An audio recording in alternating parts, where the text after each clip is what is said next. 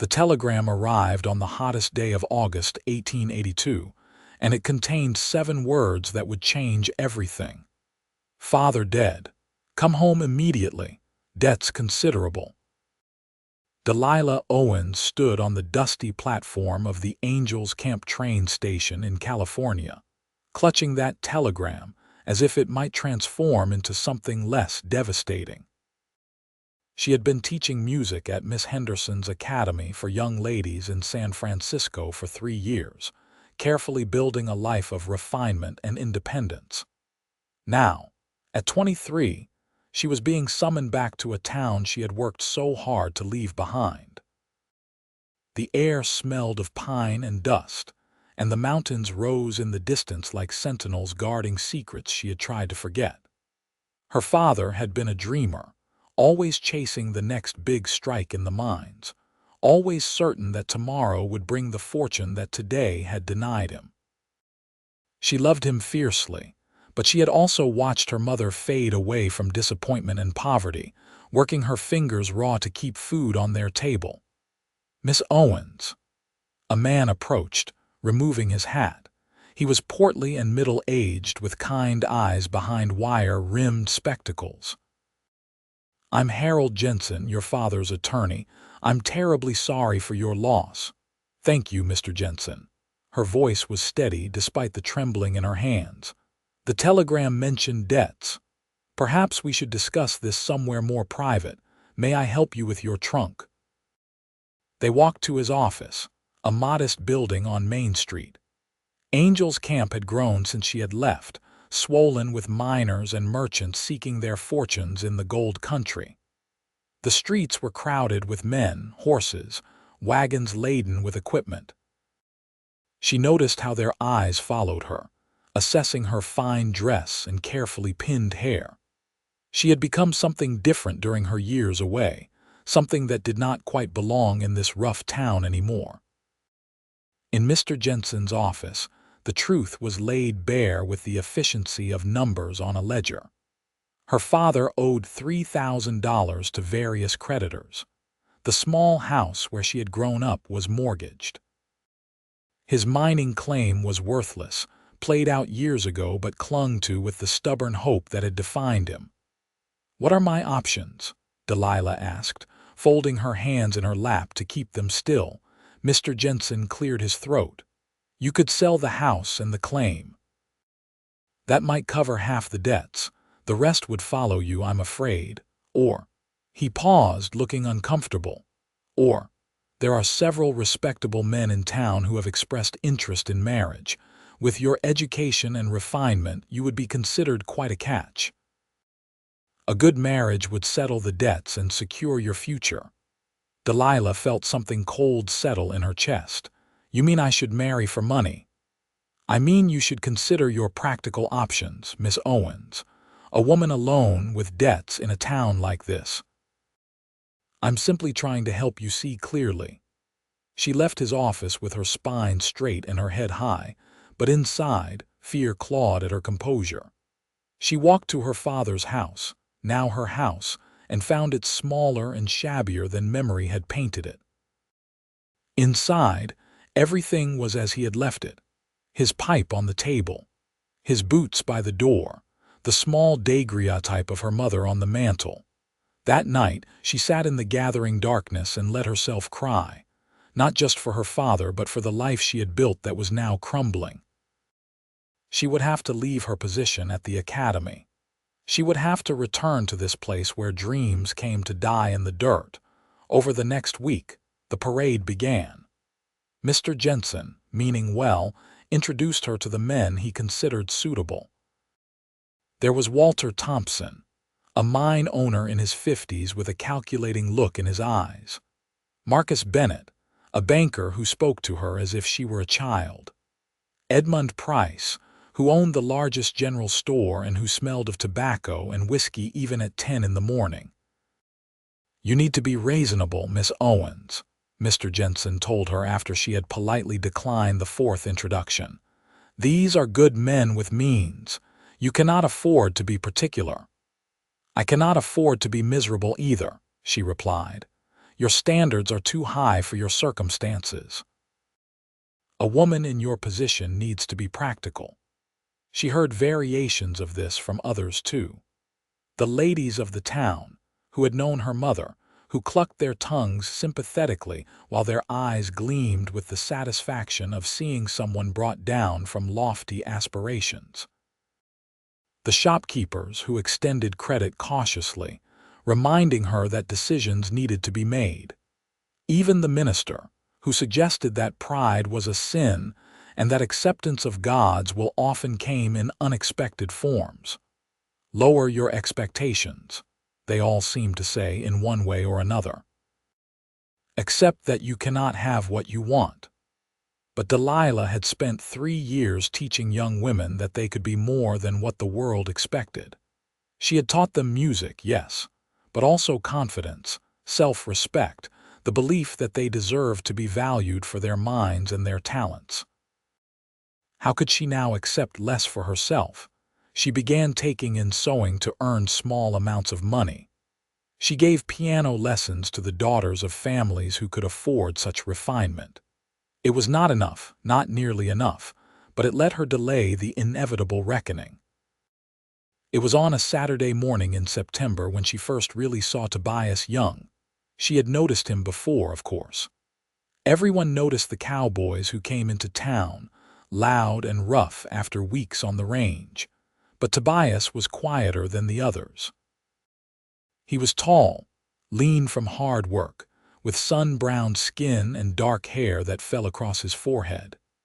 His eyes were a startling blue, startling because they held an intelligence and awareness that surprised her. He worked for the Patterson Ranch, one of the largest cattle operations in the area. She had seen him outside the general store, waiting patiently while others conducted their business. She had seen him at the church, standing in the back, hat in hands. She had seen him break up a fight outside the saloon with calm efficiency, never throwing a punch himself, but simply stepping between the combatants with words she could not hear. On this particular morning, she was walking past the livery stable when she heard a man's voice, harsh and angry, and the sound of something hitting flesh. She stopped, her heart pounding. Through the open doors, she could see 2 men. One was the stable owner, Joseph Ward, red-faced and furious. The other was Tobias Young, standing very still while Ward berated him. "Worthless. I told you to have that horse ready by dawn, and here it is near noon. I told you yesterday that the horse had a stone bruise and needed another day's rest," Tobias said quietly. "You said you did not care. I told you that if you rode him too soon, you would lame him permanently. You insisted. The horse is now lame. That is not my fault." Ward raised his hand again, and Tobias did not flinch. He simply stood there, accepting what he clearly believed he could not prevent. Delilah found herself moving forward before she had consciously decided to act. "Mr. Ward," both men turned to look at her. Ward lowered his hand, his expression shifting from rage to false courtesy. "Miss Owens, this is not a matter for a lady. I could hear you shouting from the street. I think that makes it a matter for anyone with ears." She looked at Tobias, whose face was carefully blank. "Are you injured?" "No, madam, I'm fine." "He's a lazy, incompetent fool who cost me a good horse," Ward said. "He's standing right here, and you could address him directly rather than speaking about him as if he were not present," Delilah said sharply. "And from what I overheard, he gave you sound advice which you chose to ignore. The consequences of your own poor judgment are not his responsibility." Ward's face purpled. "You got no business interfering, Miss Owens. You may have fancy airs from your time in the city, but here you are just a woman with debts and no prospects. I would think you would have learned some humility by now." The words stung because they were designed to. Delilah felt her face flush, but she kept her voice level. "My circumstances do not obligate me to witness injustice in silence. Good day, Mr. Ward." She turned and walked away, her heart hammering. Behind her, she heard Ward mutter something crude and then Tobias's voice, low and hard. "Do not speak about her that way." "Or what? You will defend her honor. You are nobody, young. You got nothing and you are nothing. That may be, but I still have enough to know respect when it is deserved." Delilah did not hear the rest. She walked quickly back toward home, unsettled by the encounter, unsettled by the way Tobias Young had looked at her with those startling blue eyes, as if he had seen something in her that others missed. That evening, there was a knock at her door. She opened it to find Tobias standing on her porch, hat in hands, looking uncertain. "Miss Owens, I wanted to thank you for what you did today. You did not have to speak up." "I could not stand by and watch someone being treated unfairly," she said. "Are you all right?" "Did he strike you again after I left?" "No, madam. He fired me, but he did not hit me." Delilah felt a rush of guilt. "I'm so sorry. I did not mean to cost you your position." "It was not much of a position, and it was not your fault. I have already found other work." He shifted his weight, clearly uncomfortable with the conversation. "I just wanted you to know that I appreciated what you did, and to say that Ward had no right to speak to you that way. People seem to think they have many rights when it comes to instructing me on my failings," Delilah said with more bitterness than she intended. Tobias looked at her directly then, and there was something in his gaze that made her breath catch. "I do not think you have failings, Miss Owens. I think you have courage." He left before she could respond, walking away into the gathering dusk, and Delilah stood in her doorway wondering why her heart was beating so fast. Over the following weeks, she saw him more often. She would catch glimpses of him working at the blacksmith's forge, where he had found employment. She would see him in church on Sundays, always standing in the back, always alone. Once, she saw him in the general store, carefully counting out coins for supplies, and she noticed how he put back the coffee and the sugar, keeping only the most basic necessities. He lived in a small room above the forge, she learned from gossip. He had come to Angel's Camp 2 years ago from Texas, running from something, though no one seemed to know what. He was a hard worker, honest, quiet. He did not drink or gamble. He had no family, no connections. He was, in the estimation of the town, nobody special. But Delilah found herself thinking about him at odd moments. The way he had stood so still while Ward had berated him, as if he believed he deserved such treatment. The way he had defended her even when it cost him.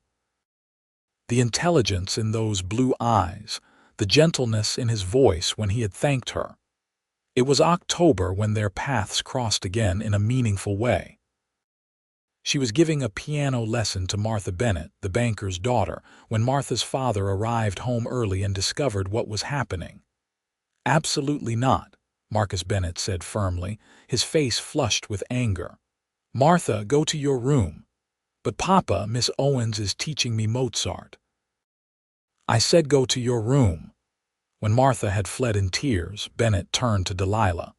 "Miss Owens, I have asked you twice to consider my suit. You have refused me both times. Do you really think I will now pay you to teach my daughter? Do you think any man in this town will hire you after you have so thoroughly insulted those of us who offered you security?" Delilah gathered her music sheets with shaking hands. "I have insulted no one, Mr. Bennett. I simply declined proposals that would have made me miserable. Miserable. You consider marriage to a man of means and standing in the community to be misery. Your arrogance is astounding. You have nothing, Miss Owens. You are nothing. And you will discover that this town has no patience for women who think themselves too good for honest men." She left his house with as much dignity as she could muster, but inside she was crumbling. He was right, in a practical sense. She had lost 3 students in the past week. The seamstress work was drying up because the wives of the men she had rejected were no longer recommending her services. The debts were mounting. Mr. Jensen had stopped being sympathetic and started being frank. She had perhaps 2 months before legal action would be required. She was walking home, trying not to cry, when she heard hoofbeats behind her. She turned to see Tobias Young approaching on a sturdy brown horse. He reined in beside her. "Miss Owens, are you all right?" "I am fine, thank you." Her voice was not convincing. "You do not look fine, you look upset. Did something happen?" She should have deflected, should have maintained her dignity, but something about the genuine concern in his eyes broke through her defenses. "I am being punished," she said quietly, "for refusing to marry men I could not respect. The town has decided that I need to learn humility through hardship." Tobias dismounted and stood beside her, leading his horse. "They want you to lower your standards." "Yes, everyone keeps telling me that I am too particular, that I should be grateful for any offer. But the thought of spending my life with a man who sees me as a possession, or as a problem to be solved, or as something to be managed." She trailed off, aware that she was revealing too much to someone who was essentially a stranger.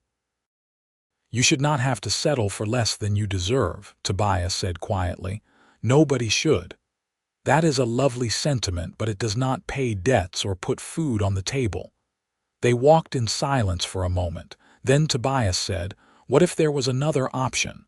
"What do you mean?" "What if someone raised themselves to meet your standards instead of asking you to lower yours?" Delilah stopped walking and looked at him. "I do not understand." Tobias took a breath, as if steeling himself. "I do not have much, Miss Owens. I have a room above a forge and a horse and my wages. But I have been watching you, and I have been thinking. You deserve better than what this town is offering you. You deserve respect and partnership and the freedom to be who you are. And I think maybe I could become the kind of man who could offer you those things." Her heart was pounding again, that same strange flutter she had felt before. "Mr. Young, are you proposing?" "No," he said quickly. "Not yet. I am not fool enough to think you would accept a proposal from a man you barely know, a man with nothing to his name. But I am saying that I would like the opportunity to become worthy of you. If you would give me time and patience, I would work to build something better. I would work to become someone you could respect." Delilah stared at him, trying to understand what he was offering. "Why would you do that?" "You do not even know me." "I know enough," Tobias said. "I know you stood up for me when you had no reason to. I know you value integrity over comfort. I know you teach children to believe in themselves. I know you have courage even when people try to break it. And I know that someone like you should not have to compromise who you are just to survive." She felt tears sting her eyes. "I have debts, significant debts. Any man who married me would be taking on that burden. I know. I have been asking around discreetly. I know what you owe." "Then you must know that it would take years to pay off such an amount, years of hard work and sacrifice." "I am not afraid of hard work, and if the work had purpose, it would not be a sacrifice." "Why?" she asked again. "Why would you do this for someone you barely know?" Tobias looked at her with those blue eyes that seemed to see through all her defenses. "Because I know what it feels like to be told you are not good enough. I know what it feels like to be nothing in the eyes of people who matter. And I know that sometimes one person believing in you can change everything. You believed I was worth defending. Maybe I could believe you are worth working for."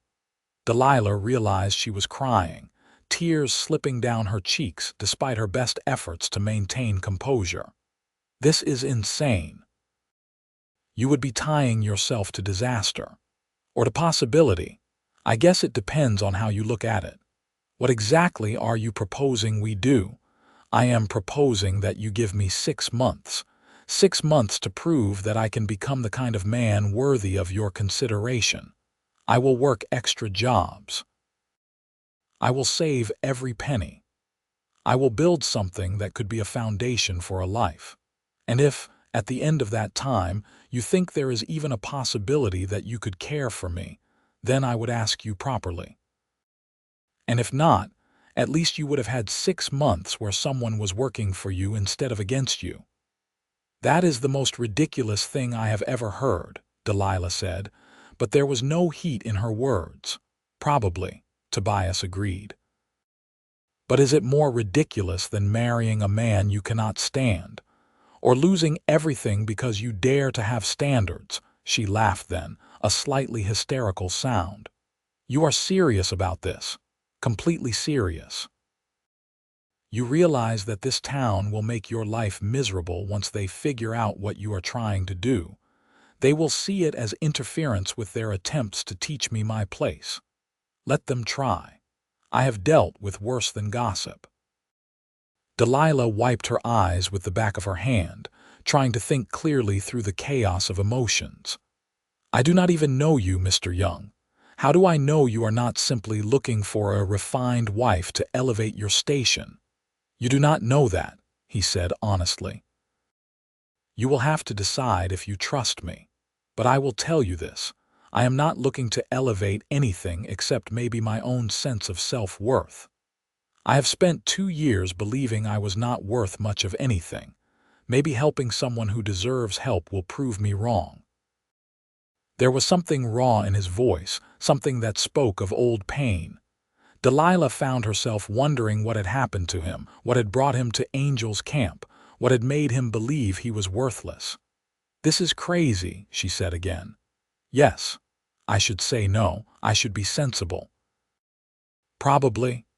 But I am so tired of being sensible and practical and accepting what I am told to accept. Then do not accept it. Give me 6 months.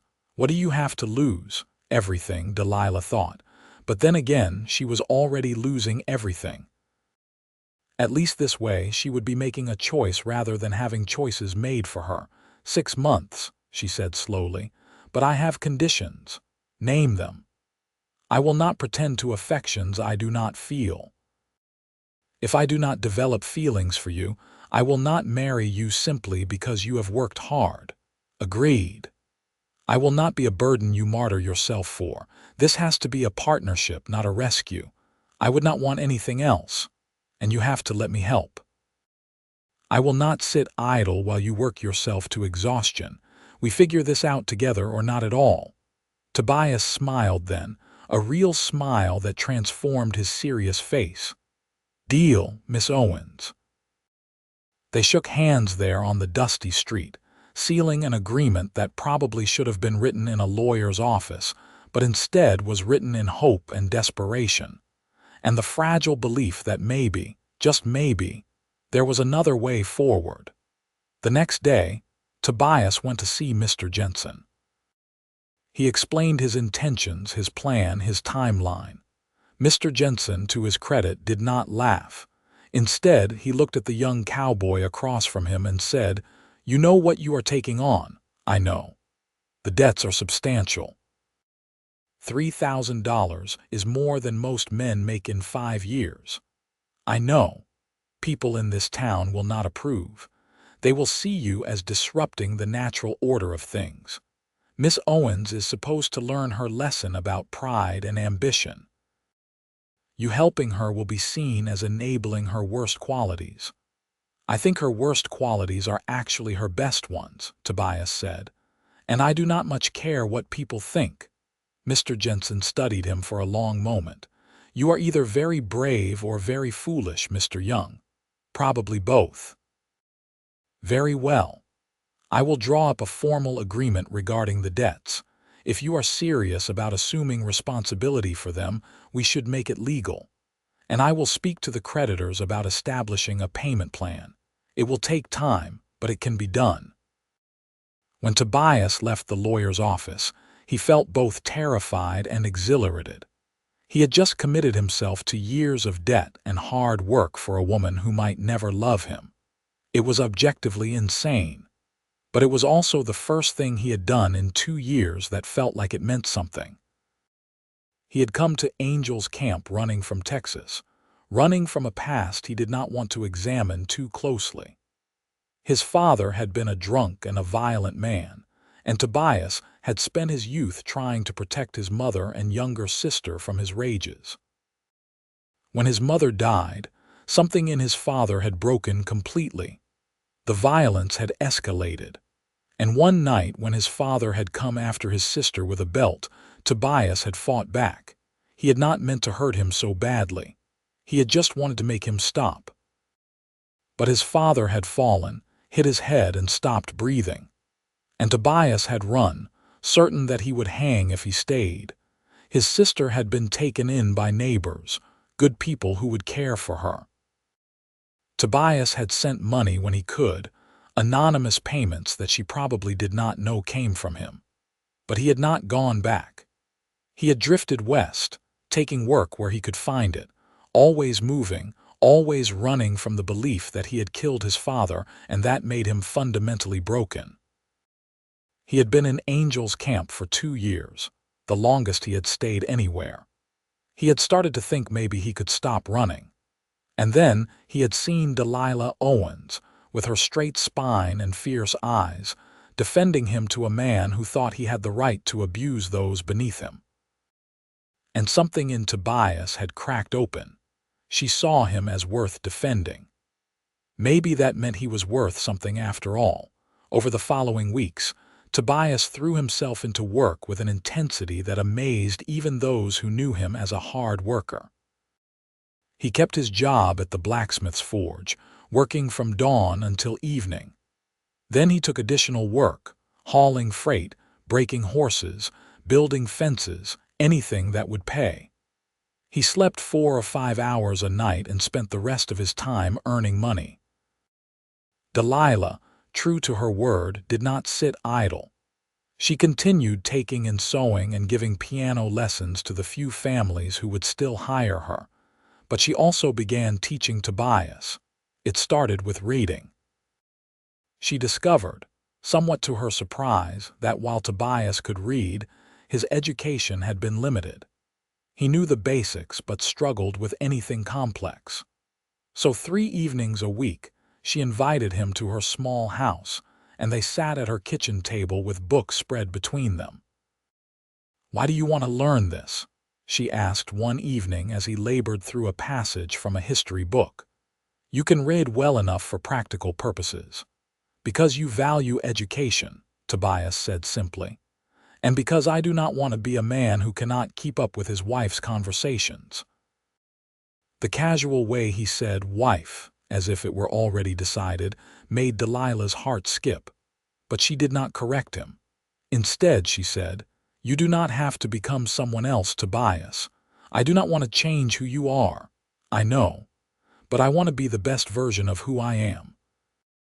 And that means learning, growing, being more than I was yesterday." They read together, talked together, slowly learning the shapes of each other's minds. Delilah discovered that Tobias had a natural intelligence, quick and curious despite his limited schooling.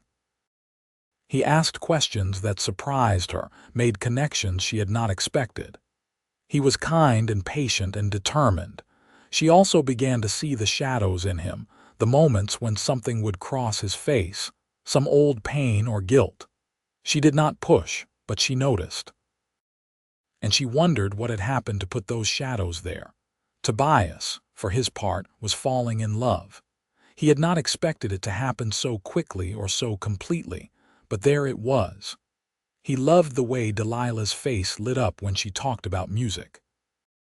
He loved her sharp wit and her refusal to accept injustice. He loved the way she believed people could be better than they were, even when the world tried to prove her wrong.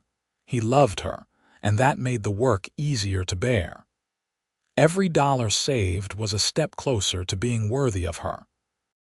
Every skill learned was another way to meet her standards. He was not trying to change who he was fundamentally. He was trying to become the best possible version of himself, and she was the inspiration for that transformation.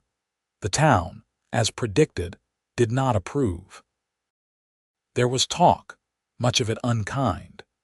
People said Delilah was manipulating the poor cowboy, using his infatuation to avoid the consequences of her pride.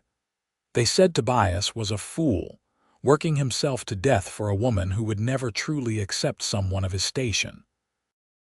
They said the whole arrangement was improper, scandalous even, this unmarried woman and this cowboy spending time alone together. Delilah heard the whispers and felt the weight of disapproval. But she also felt something else, hope. For the first time in months, she believed that maybe there was a future that did not require her to compromise everything she believed about herself. And slowly, quietly, she began to fall in love too. It was not a sudden thing, not a lightning strike of passion. It was gradual, built from small moments. The way Tobias listened when she talked, really listened as if her words mattered. The way he never tried to diminish her thoughts or redirect her passions. The way he showed up, day after day, doing exactly what he had promised to do.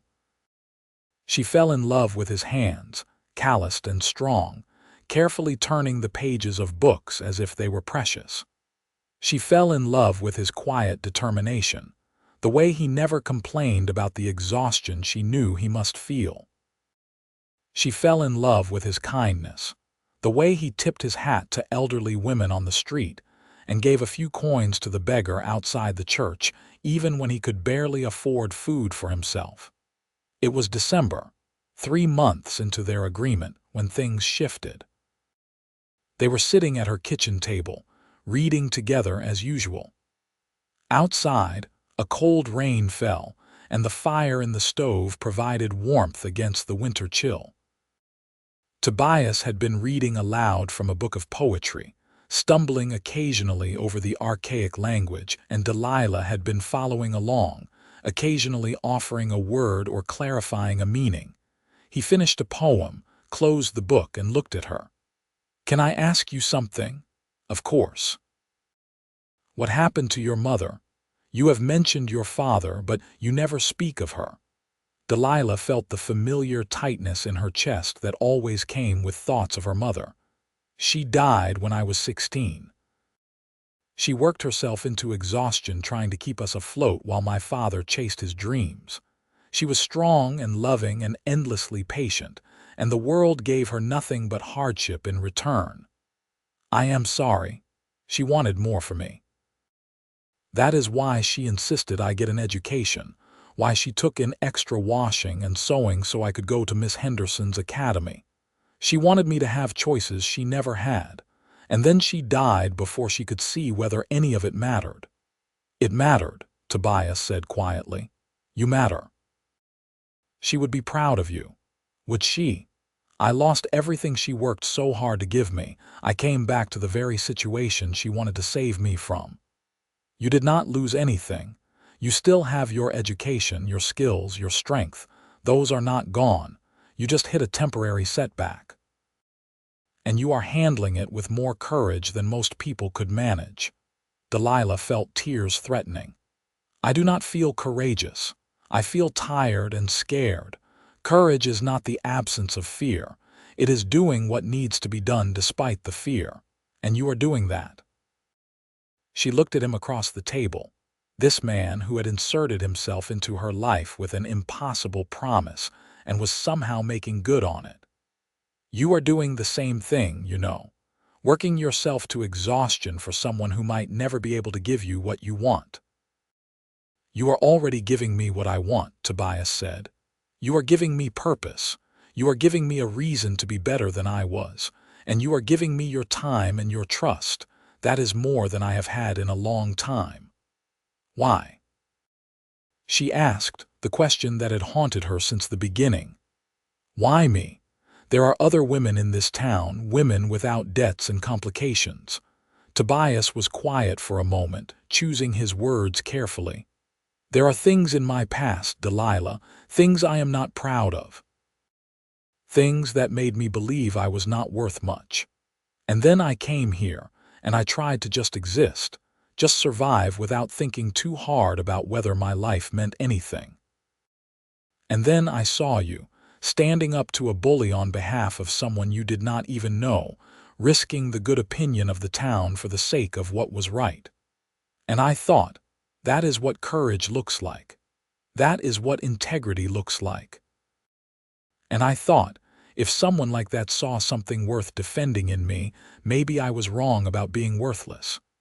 You are not worthless, Delilah said fiercely.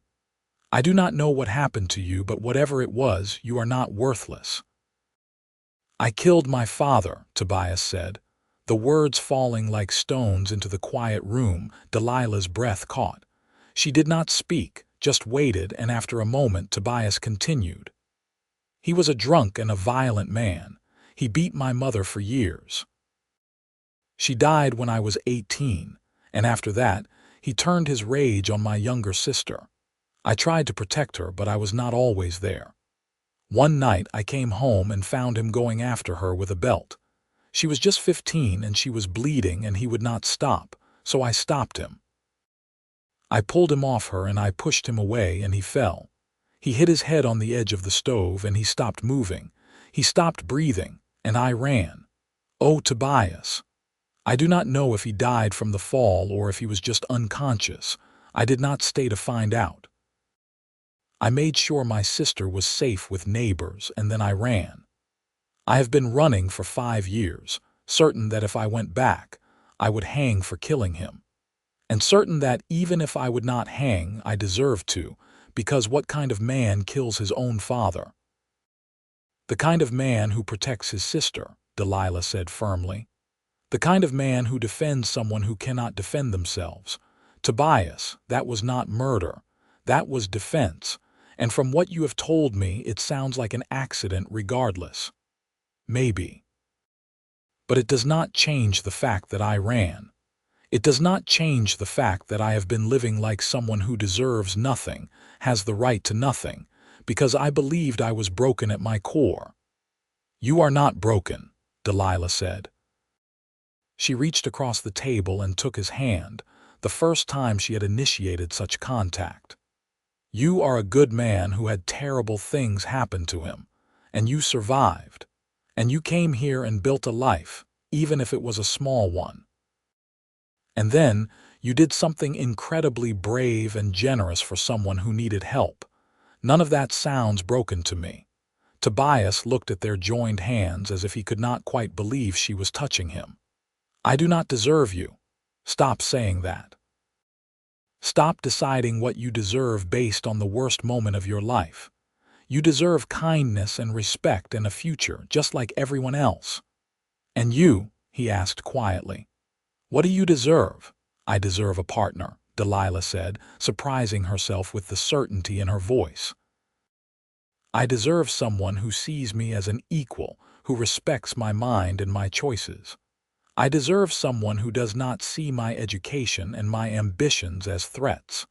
I deserve someone who will work beside me, not someone who will work to control me. And am I? He trailed off, as if afraid to finish the question. You are becoming that person, Delilah said honestly. I do not know if this will work, Tobias. I do not know if 6 months will be enough or if this crazy plan will succeed. But I know that I look forward to our evenings together.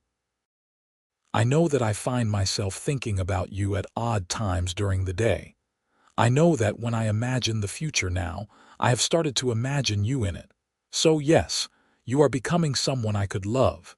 Maybe you already are. Tobias's eyes were bright with unshed tears. He turned his hand over so their palms were pressed together, and he held on as if she were the only solid thing in a shifting world. I am already in love with you, he said quietly. I know I should not say it, not yet, but it is the truth. I love your strength and your kindness, and the way you refuse to accept less than what is right. I love the way your face lights up when you talk about music, and the way you believe people can be better than they are. I love you, Delilah Owens, and I will spend the rest of my life trying to be worthy of that love. You do not have to earn my love, Tobias. That is not how love works. Maybe not. but I still want to be the kind of man you can be proud to stand beside. Not because I am trying to buy your affection, but because you make me want to be better than I ever thought I could be." They sat there for a long time, hands joined across the table, rain falling outside, fire crackling in the stove. And in that quiet moment, something settled between them, an understanding that whatever the world thought, whatever obstacles they faced, they were in this together now. The remaining 3 months of their agreement passed more quickly than either of them expected. The work did not get easier, but it felt more purposeful. Tobias continued his punishing schedule, and Delilah continued her efforts to earn money and help where she could. They made payments on her debts, small amounts that barely dented the total but at least showed good faith to the creditors. They also spent as much time together as propriety would allow, which was not much given the town's disapproval. But they carved out their evenings at her kitchen table, reading and talking and slowly building a foundation of friendship and respect that undergirded their growing love. Tobias proved himself to be more than a hard worker. He was thoughtful, attentive, interested in her opinions and her thoughts. He asked her about her students at Miss Henderson's academy, about the music she loved, about her dreams for the future. And he listened to her answers as if they mattered, as if her thoughts had weight and value. Delilah, in turn, discovered depths to Tobias that surprised her. He was well-read despite his limited education, having spent years borrowing books wherever he could find them. He had opinions about politics and philosophy, about justice and morality. He wrote poetry, shy, awkward verses that he showed her hesitantly, and that moved her with their raw honesty. They were becoming partners, learning the rhythms of each other's minds and hearts. The town remained disapproving, but Delilah found she cared less about that with each passing week. The women who had been her mother's friends crossed the street rather than speak to her. The men who had proposed marriage sneered at her when they passed. But Tobias was constant, and that made the rest bearable. There was one evening in February when Marcus Bennett confronted Tobias outside the saloon. Delilah was not there, but she heard about it the next day from half a dozen sources, each with their own spin on events. The basic facts were these. Bennett, somewhat drunk, had cornered Tobias and demanded to know what game he was playing. Tobias had replied calmly that he was not playing any game. He was simply working to build a life with Delilah if she would have him. Bennett had said crude things about Delilah, implications about her virtue and her character. And Tobias had punched him. It was the only punch thrown. Bennett had gone down hard, his nose bleeding, and Tobias had stood over him and said very clearly that if he ever spoke about Delilah that way again, nose would be the least of his problems. When Delilah heard about it, she was furious. She found Tobias at the forge and pulled him aside. "You cannot go around hitting people, Tobias. Do you want to end up in jail? Do you want to lose your job?" "He disrespected you," Tobias said calmly. "I could not let that stand. I do not need you to defend my honor with violence. I need you here working, not locked up for assault. I know. And I am sorry if I scared you. But Delilah, I will not stand by while men say vile things about you. I will not pretend I do not hear it. There are some things worth fighting for, and your reputation is one of them." She wanted to stay angry, but looking at his bruised knuckles and his steady gaze, she found herself softening. "You are impossible. I have been told that before. Promise me you will not do it again. Promise me you will walk away next time. I promise I will try. But I make no promises about succeeding if someone crosses certain lines." It was not the reassurance she wanted, but she knew it was the most honest answer he could give. And there was something in her, some part of her that she was not entirely proud of, that was secretly pleased that he had defended her so fiercely. March brought a change in weather and a change in circumstances. Mr. Jensen called them both to his office and laid out the numbers. They had paid off $1,000 of the debts in 6 months. It was a remarkable achievement, though it left $2,000 still outstanding. At this rate, Mr. Jensen said, you could have the debts cleared in another year. However, I have a proposal that might speed things up considerably. What kind of proposal? Delilah asked. There is a mine owner in Sacramento, a Mr. Nathaniel Foster, who is looking for someone with expertise in managing accounts and operations. He specifically wants someone educated, someone who can handle the business side of things. I took the liberty of mentioning you, Miss Owens. He is willing to offer an interview. Delilah's heart leaped. A real position, using her education, paying a real wage. It could change everything. What would it pay? Considerably more than you are making with sewing and piano lessons. Enough to clear your debts within months rather than years. But it is in Sacramento, Tobias said quietly. Yes, Mr. Jensen acknowledged. That is the complication. They walked back to Delilah's house in silence. The 6-month agreement was officially over. Tobias had more than proven himself. He had worked tirelessly, had transformed himself in countless ways, had shown her a depth of commitment and love that most people never experienced. And now they had a choice to make. Inside her house, Delilah paced while Tobias sat at the table watching her. You should take it, he said finally. It is in Sacramento. I know. But it is what you have been working toward, a real position using your skills, independence. And what about us? I would wait for you. You could go to Sacramento, take the position, clear the debts. And when you were ready, if you still wanted me, I would come to you. Delilah stopped pacing and looked at him. You would wait, for how long? As long as it took. That is not fair to you, Tobias. You have already given up so much. I have not given up anything. I have gained everything that matters. But you should not have to choose between financial security and me. If you need to go to Sacramento to build your life, then go. I will still be here when you are ready. And if I am never ready, if I go to Sacramento and discover I like my life there, my independence, the question hung in the air between them. Tobias's face was carefully neutral, but she could see the pain in his eyes. Then I will be sad, he said quietly. But I will still be glad I did this. Because knowing you, loving you, working for something beyond myself, that changed me. That made me better. And I will carry that forward even if I lose you. Delilah felt tears slip down her cheeks. I do not want to lose you. Then do not go, Tobias said simply. But the debts, we will figure it out. We will keep working. It will take longer, but we will get there. You have already worked yourself nearly to death. I cannot ask you to do that for another year or more. You are not asking. I am offering. Delilah, I do not want you to go to Sacramento. I want you to stay here and marry me and build a life with me right here in Angel's Camp. But I will not stand in the way of what is best for you. So you decide. What do you want? It was the question she had been avoiding.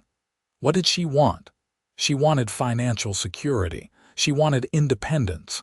She wanted respect and the use of her education. But she also wanted Tobias. She wanted the life they were building together, the partnership they were creating. She wanted his steady presence and his quiet strength and the way he made her feel valued and loved. I want you, she said, her voice breaking. I want us. And I do not want to wait anymore. I do not want to be practical and sensible and do what makes the most sense on paper. I want to be happy. I want to be with you. Tobias stood, crossed the room, and took her in his arms. She felt his heart beating against her cheek, felt the strength of his embrace, and thought that this, right here, was home. Marry me, he said into her hair. Not because it is practical, not because it solves your debts, but because we love each other and we want to build a life together. Yes, Delilah said. Yes, I will marry you. They held each other in the small kitchen while outside the spring rain began to fall, washing the winter away and leaving everything clean and new. They were married 2 weeks later in a simple ceremony at the church. Mr. Jensen served as witness, along with the blacksmith who employed Tobias. Most of the town stayed away, still disapproving of the match, still convinced that Delilah was making a terrible mistake and that Tobias was a fool being manipulated by a woman above his station. But a few people came. The minister's wife, who had always been kind. A few of the miners who worked with Tobias and respected his skill and integrity. And Martha Bennett, the banker's daughter, who defied her father to attend and played the piano while Delilah walked down the aisle. Delilah wore a simple dress she had sewn herself, pale blue with white trim. She carried wildflowers that Tobias had picked that morning. And when she reached the front of the church and saw him waiting for her, clean-shaven and wearing what was clearly a new shirt purchased especially for the occasion, her heart felt so full she thought it might burst. They spoke their vows in clear voices, promising to love and honor each other, to be partners in all things, to build a life based on respect and mutual support. And when the minister pronounced them husband and wife, Tobias kissed her with such tenderness that Delilah knew, beyond any doubt, that she had made the right choice. They moved into Tobias's small room above the forge temporarily, their possessions combined into a space barely large enough for one person, let alone two. But they were together, and that made the cramped quarters feel like a palace. Marriage changed things in practical ways. Delilah was now Mrs. Young, and that came with certain social protections and respectabilities that she had lacked as a single woman with debts. More families were willing to hire her for piano lessons. The seamstress work picked up. And Tobias, now a married man with responsibilities, found that certain doors opened that had been closed before. But marriage also changed things in deeper ways. They were partners now, truly partners, figuring out how to share a life in all its mundane and sacred aspects. They learned each other's rhythms, habits, preferences. They had their first fight over something trivial, something Delilah could not even remember later, and learned how to apologize and forgive. They built a life together, piece by piece, day by day. The debts remained, $2,000 still outstanding, but with their combined income and careful saving, they were making progress. And more than that, they were happy. They were building something real and lasting. 6 months after their wedding, Tobias came home with news. The Patterson Ranch, the largest cattle operation in the area, was looking for a foreman. The position paid well, came with a house on the property, and would be a significant step up from his current work at the forge. "You should apply," Delilah said immediately. "I do not know if they will consider me. I do not have experience managing other men." "You have intelligence, integrity, and work ethic.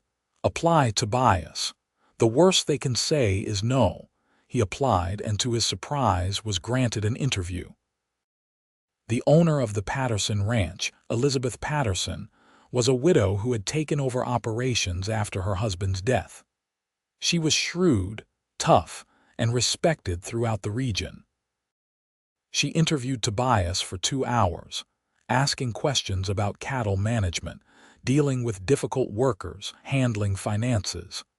At the end, she said, "Your references speak highly of you, Mr. Young. The blacksmith says you are the most reliable man he has ever employed. Several ranchers whose horses you have broken say you have a gift with animals. And Mr. Jensen says you took on $3,000 of debt to marry the woman you love and have been steadily paying it off. That speaks to character." "Yes, madam." "It also speaks to a certain amount of foolishness. $3,000 is a fortune for a man in your position." "Yes, madam, but my wife is worth a fortune." Mrs. Patterson smiled slightly. I met your wife. She gave piano lessons to my niece. She is indeed a remarkable woman. You are a lucky man, Mr. Young. I know. The position is yours if you want it. You will be responsible for managing the daily operations of the ranch, supervising the other cowboys, handling the cattle sales.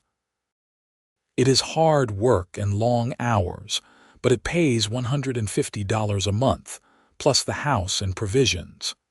Can you handle that? $150 a month. It was more money than Tobias had ever imagined earning. It would clear the debts within months and leave them with enough to start building real savings. Yes, madam, I can handle it. Good. You start Monday. When he told Delilah, she threw her arms around his neck and laughed with pure joy. They were going to make it. All the hard work, all the sacrifice, all the hope against hope was going to pay off. They moved into the foreman's house in May of 1883, exactly 1 year after Delilah had returned to Angel's Camp. The house was small but well built, with 2 bedrooms, a kitchen, and a sitting room. It had windows that let in light and a small porch where they could sit in the evenings. To Delilah, who had been living in cramped quarters for so long, it felt like a mansion. Tobias thrived in his new position. He had a natural talent for managing both animals and people, a calm authority that made the other cowboys respect him.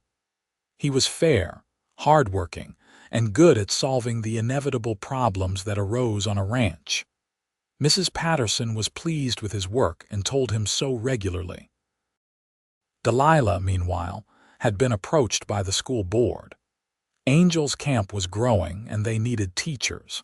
Would she be interested in teaching music and literature to the children? The pay was modest but steady, and it would allow her to use her education in meaningful ways. She accepted, and that fall began teaching at the local school. She had 20 students, ranging from age 6 to 16, and she loved it. She loved seeing their faces light up when they grasped a new concept. She loved introducing them to literature and music, opening doors to worlds beyond Angel's Camp. She loved feeling like she was making a difference. By Christmas of 1883, they had paid off all of Delilah's father's debts. The final payment was made to Mr. Jensen's office, and when the receipt was signed, Delilah and Tobias stood outside in the cold December air and just held each other. "We did it," Delilah whispered. "You doubted we would." "Yes, all the time. Every single day I thought this was impossible and we were fools for trying. But we tried anyway. We tried anyway." They walked home through the town that had once been so hostile to them. People still whispered, still disapproved in some quarters, but increasingly they were just part of the fabric of the community. The school teacher and her foreman husband, respectable if unconventional. That Christmas was the happiest Delilah could remember. They had very little money for gifts, having put every spare penny toward the debts, but they had each other and a warm house and hope for the future. Tobias gave her a book of poetry, carefully selected from the small bookstore in town. Delilah gave him a shirt she had sewn, dark blue that matched his eyes.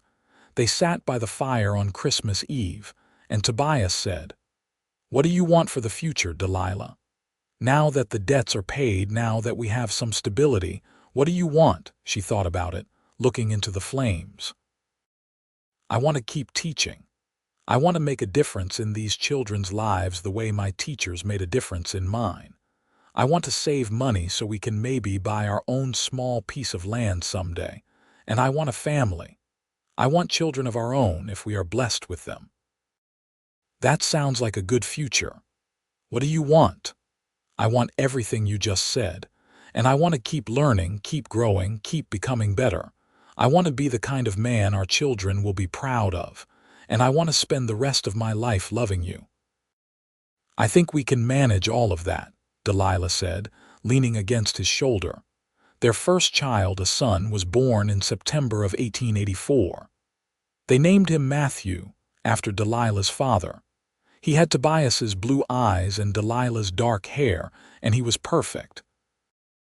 Tobias held his son for the first time with tears streaming down his face, overwhelmed by the reality of this tiny life they had created.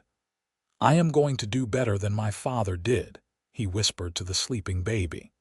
"I am going to love you and protect you and never make you afraid. I promise." Delilah, exhausted but happy, watched her husband cradle their son and knew that he would keep that promise. Tobias had spent years believing he was broken, damaged beyond repair by his father's violence. But he had done the hard work of healing, of choosing to be different, of building a life based on love rather than fear. He would be an excellent father. The next few years passed in a blur of happiness and hard work. Tobias continued to excel as foreman, earning Mrs. Patterson's trust and a raise in wages. Delilah taught during the school year and spent her summers with their son, teaching him letters and numbers and the love of learning. They saved money carefully, planning for the future. Their second child, a daughter they named Clara, was born in 1886. She had her mother's fierce spirit and her father's quiet determination. Matthew adored his little sister, appointed himself her protector, and followed her around the house making sure she stayed out of trouble. In 1887, Mrs. Patterson called Tobias to her office. She was getting older, she explained, and wanted to retire. She was dividing her ranch among her children, but there was a parcel of land, 200 acres on the eastern edge of the property, that she wanted to sell. Would Tobias be interested? The price was fair, more than fair actually, and Mrs. Patterson was willing to accept payment over time. Tobias talked it over with Delilah, and together they made the decision. They would buy the land, their own piece of California, and build something lasting. It took another 3 years to pay off the land, 3 more years of careful saving and hard work. But in 1890 they owned it outright, 200 acres of rolling grassland perfect for cattle. Tobias built them a house, bigger than the foreman's house, with enough room for their growing family. They had a third child by then, another son named James, and Delilah was pregnant with their fourth. The house had 4 bedrooms, a large kitchen, a sitting room with space for Delilah's piano, which they had finally been able to afford. It had a wide porch where they could sit on summer evenings and watch the sun set over their land. It was everything they had worked for, everything they had dreamed of. On the day they moved in, Tobias carried Delilah over the threshold while their children laughed and ran through the empty rooms, their voices echoing off the new walls. "We did it," Tobias said, setting her down in the kitchen. "We really did it." "I never doubted you," Delilah lied. And they both laughed because she had doubted constantly, right up until the moment when doubt was no longer necessary. Their fourth child, another daughter they named Rose, was born in that house in the winter of 1891. The children grew healthy and happy, surrounded by love and the wide open spaces of their ranch. Matthew showed an interest in ranching, following his father around and learning the business. Clara loved books and music, her mother's daughter through and through.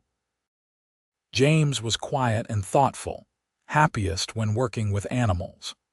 And Rose, the baby, was fearless and curious, always getting into mischief. Delilah continued teaching at the school, beloved by her students and respected by the community. The town that had once been so hostile had come to value what she brought to their children's education. She introduced new books to the curriculum, started a small choir, organized recitals where the children could show off their skills. She made Angels Camp a more cultured place, one student at a time. Tobias ran their ranch with the same quiet competence he brought to everything. He treated his hired hands fairly, paid them well, and earned their loyalty. The ranch prospered, growing from a modest operation to one of the most successful in the area. He was respected throughout the region, known for his integrity and his skill. But more than any professional success, what mattered most to both of them was their family. They had built something real and lasting, a partnership based on mutual respect and love. They had proven that standards did not have to be lowered, that instead a person could rise to meet them through dedication and love. The years passed, each one adding layers to their story. The children grew. Matthew married a rancher's daughter and started his own small operation on a corner of their land. Clara went to San Francisco to attend a women's college, following in her mother's footsteps, and came back to teach alongside Delilah. James stayed on the ranch, content with the work and the land. Rose, true to form, shocked everyone by announcing she wanted to be a doctor and heading east to medical school.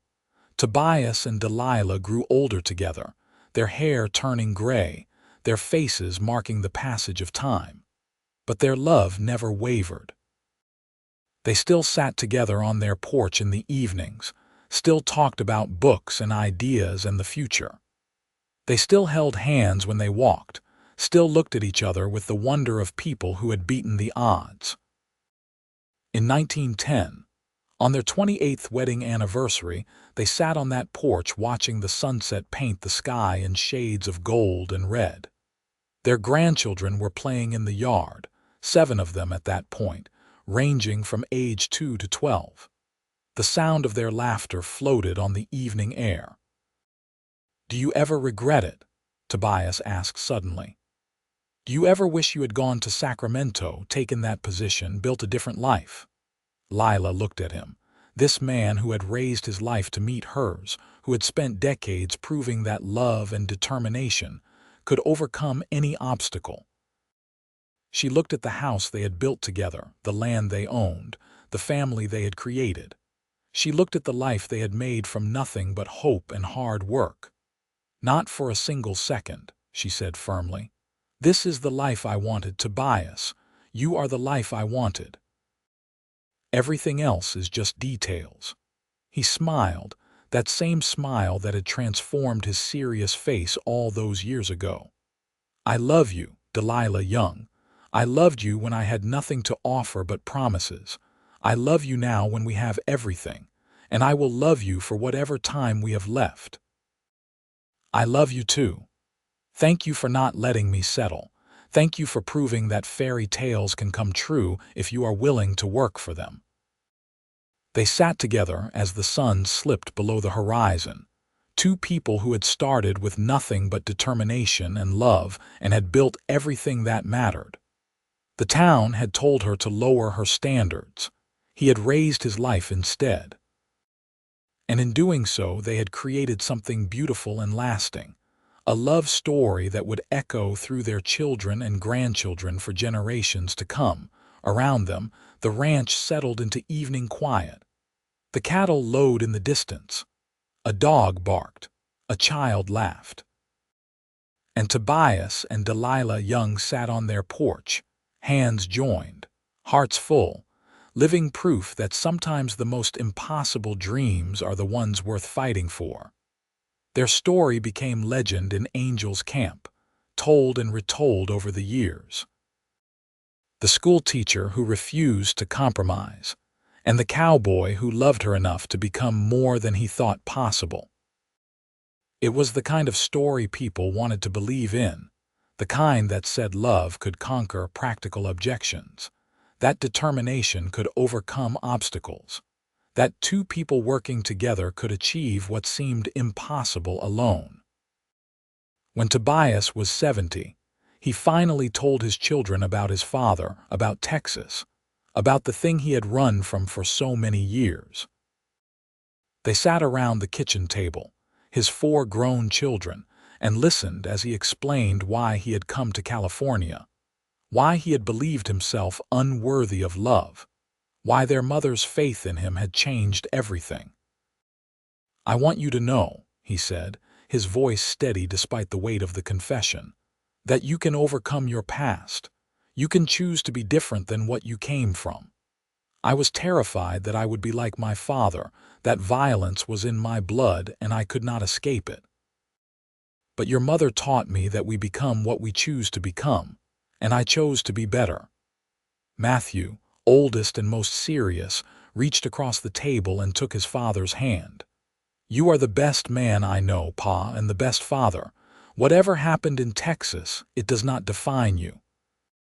Your life here, what you built, how you loved Ma and us, that is what defines you. Clara, always ready with words, added, You taught us that love is a choice, not just a feeling. You chose to love Ma enough to change your whole life, and you chose to love us enough to break the cycle of violence. That takes courage. James, quiet but perceptive, simply nodded. You are a good man, Pa. Nothing that happened before we were born changes that. And Rose, practical and direct, said, Did you really think we did not know something had happened? We have always known you were running from something, but we also knew you would never hurt us. You proved that every day of our lives. Tobias felt a weight lift that he had carried for 40 years. His children knew. They knew the worst thing about him, and they loved him anyway. They saw him not as the frightened boy who had run from Texas, but as the man he had become through love and determination. Delilah, sitting beside him, squeezed his hand. She had known this day would come eventually, had been ready to support him through it. But seeing their children's acceptance, their understanding, she felt grateful all over again for the life they had built. Your father is the bravest man I know, she said quietly. It takes no courage to stay the same. It takes enormous courage to decide to be better. And he has been better every day of our marriage.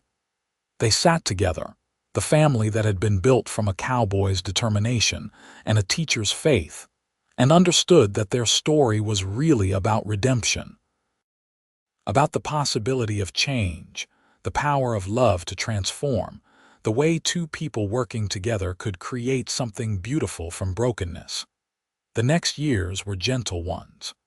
Tobias and Delilah grew old together with grace, their love deepening into something comfortable and enduring.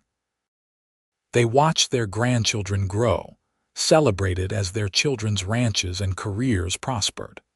They sat on their porch and held hands and remembered all the years behind them. When Delilah was 71, she fell ill with pneumonia. For a week, Tobias barely left her bedside, holding her hand, talking to her, refusing to accept that she might leave him.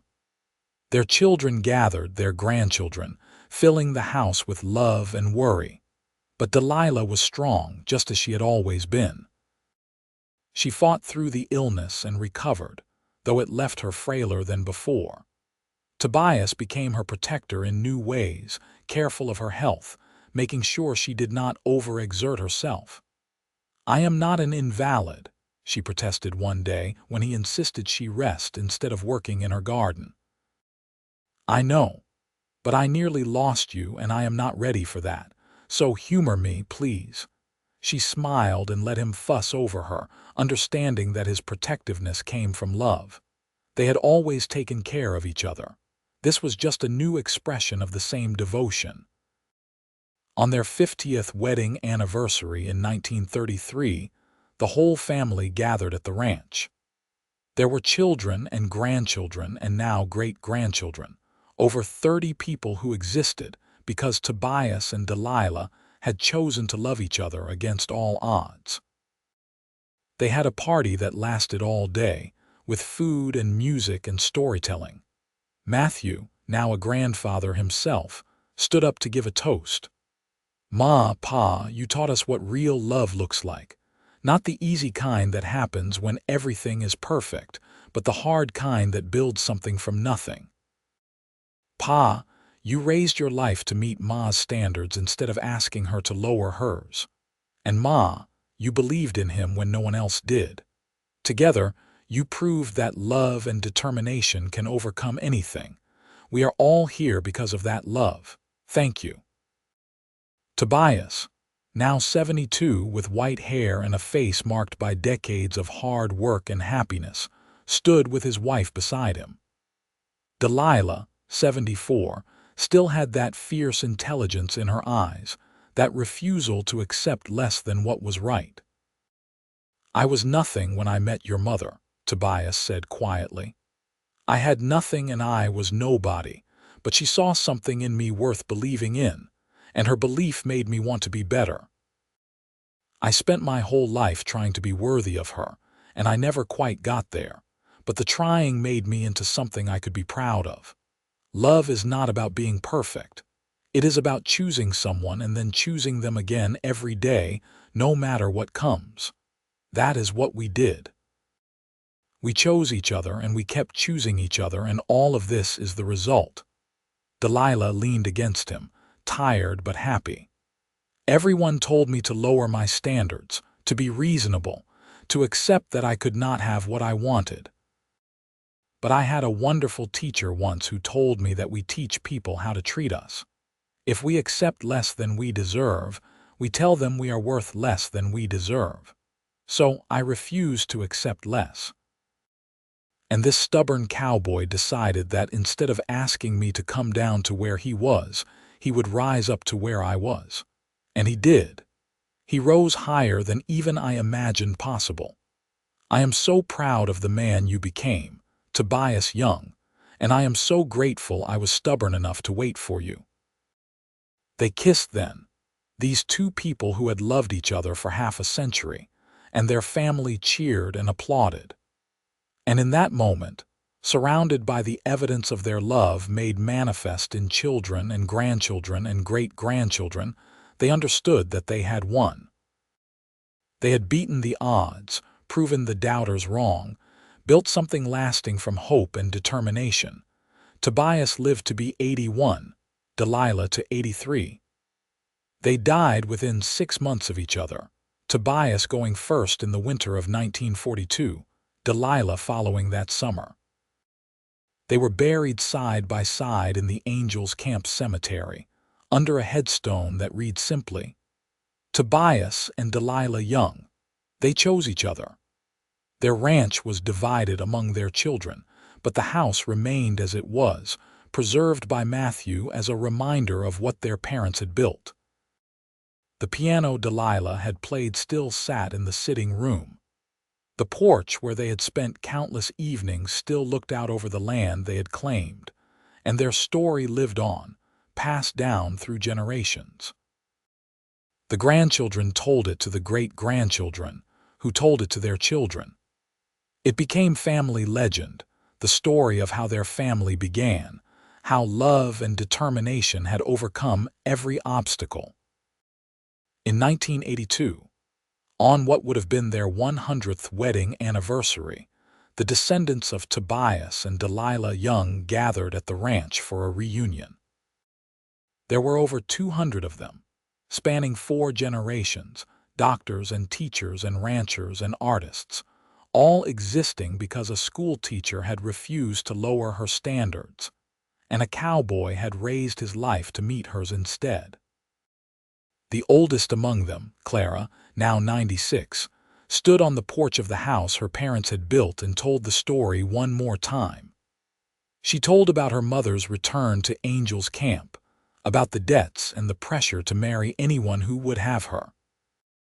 She told about her father's impossible promise, his determination to become worthy of the woman he loved.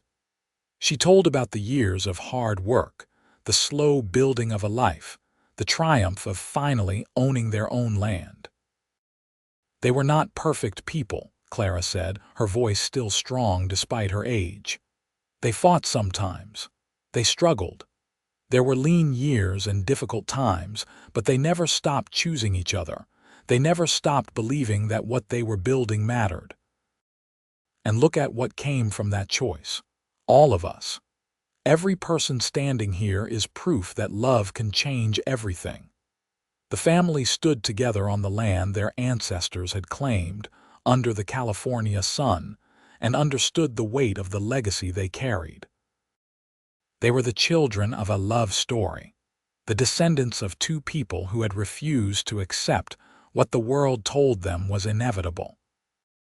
And that legacy would continue, passed down through generations yet to come.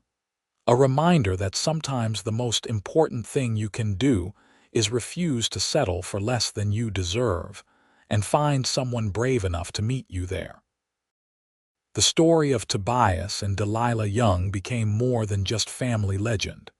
It became part of Angels Camp's history, a reminder of the town's past, a symbol of the kind of determination and love that had built the West. School children learned about them. Books mentioned them. And every so often, a young person facing impossible odds would hear the story and think, maybe I can do it too. Maybe I do not have to settle. Maybe there is someone out there brave enough to meet my standards instead of asking me to lower them. And in that way, Tobias and Delilah's love continued to change lives long after they were gone, continued to inspire people to reach higher, love deeper, believe more fiercely. Their story proved that fairy tales could be real if you were willing to work for them, that true love was not about finding someone perfect, but about finding someone willing to grow alongside you, that the most important standards are the ones we set for ourselves and refuse to compromise. They told her to lower her standards. The cowboy raised his life to meet hers instead. And from that choice came a love story that would echo through time, a testament to the power of determination, faith, and love to transform everything.